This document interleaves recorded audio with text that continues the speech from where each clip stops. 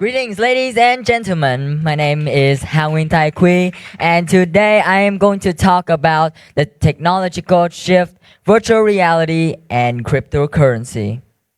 So, first of all, let's take a look at my table of contents. First, who here loves tulip flowers? Tulip flowers are red, pink, or even purple colored flowers. They are very nice and they look very nice. They smell very good. Usually used for antidotes and dyes. And I'm going to talk about how tulip flowers skyrocketed in price in the Netherlands. Next up, I'm going to talk about a very controversial cryptocurrency right now. It is NFTs, and I'm going to talk about the disadvantages and advantages of it. Thirdly, I'm going to introduce you to a very new world that is technology shift. And I don't think most of you know this word yet, so I'm going to introduce you to it later. Fourthly, I'm going to bring you into the digital world or the VR world. And finally, I'm going to introduce you to a brand new currency in the future. So let's begin. In 1660 in the Netherlands, tulip flowers were considered as a very rare and valuable resource because in the Netherlands it was very cold, so no plants grew in there. And when this happened, tulip flowers worth 5,000 guilders or over $2,000 per patch per 5 flowers. So when the US and UK saw this and they took advantage of it and they took their tulip flowers into the Netherlands to sell it for this price. And when people sold it in the Netherlands, the value of tulip flowers dropped because more tulip flowers are now being produced in the Netherlands. So I think this is kind of the concept of cryptocurrency. When people want the value more, it will have a higher price. But when people don't want it anymore and people sell it, the price will lower down. So over here, I think some of you might have invested in Bitcoin. Bitcoin is a very popular cryptocurrency. But today I'm going to talk about a very popular cryptocurrency right now, often used by investors, influencers, and teens. It is NFTs. So NFT stands for non-fungible token, which means it cannot be copied. It is super easy to make and very convenient to transfer to other people. Because this is so convenient, many new investors came to NFTs hoping that they could make some profit out of it. But why is NFT so easy to make? Because NFTs can be anything you can imagine, like an image, a video, a sculpture. You just need to convert it into a .zip file, go to a random NFT site, maybe like cryptocurrency.com or cloudsafe.com. You post it there and you can price it how much you want. But after you price it, you cannot change it after, because when people buy your project, the higher the value it will increase. But when people sell it, the value will decrease. And that is how NFTs work. But with almost all cryptocurrency, it also has its flaws. So the first disadvantage of NFT is that it is too easy to transfer. What do I mean by this? Let's take an example. A robber just robbed a bank and then he used that money to buy an NFT. And he split that money into 2 NFTs and transferred it into 2 other criminals. And that 2 criminals will keep transferring to 4 different criminals and continue on the cycle. This made police very impossible to find the original criminal who robbed the bank. Secondly, NFT is too unpredictable.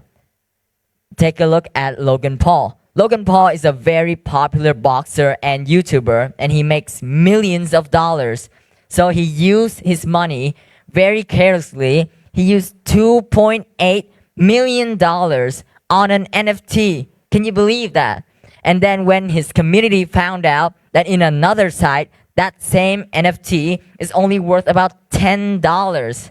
And this made the whole world shake. people keep debating whether it's worth 2.8 million or $10.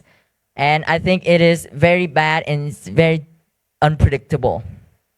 And the third flaw is that it is bad for an environment. As I said before, cryptocurrency is very bad for environment. Why? Because when you buy anything like Bitcoin, NFT, or Dogecoin, it uses a database for storage, storing your data, your info that you've bought that cryptocurrency, and it stores in a storage, and that storage uses a lot of energy to maintain. And NFT uses a currency called Ethereum, and when Ethereum needs to maintain, it uses a month worth of energy an average household uses. So if you buy 12 NFTs, that is 1 year worth of energy in an average household, and that's very bad for an environment. And finally, NFT is digital, so you can only admire it through a computer screen, and you cannot touch it, you cannot feel it, you cannot even smell it. So I think it's very bad. But people usually use NFTs as a way to make profit, right? But what if we don't use it as a way to make profit? What if we use it as a currency? So why? I'll talk about the technological shift.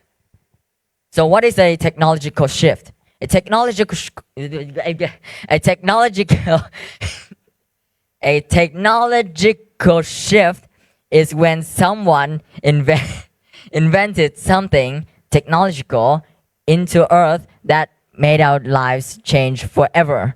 For example, smartphones. Because right now, almost everybody has smartphones. You cannot live without your smartphones, tablet, or anything because it's very convenient. You use your smartphones and tablet for research, communication, and for work reasons. So I think this is a technology shift. So I think in the future, the next technology shift would be VR. Stands for virtual reality. I think in the future, people will switch from living in the real world right now into the artificial world. People can live in it, people can survive in it, and people can work in it.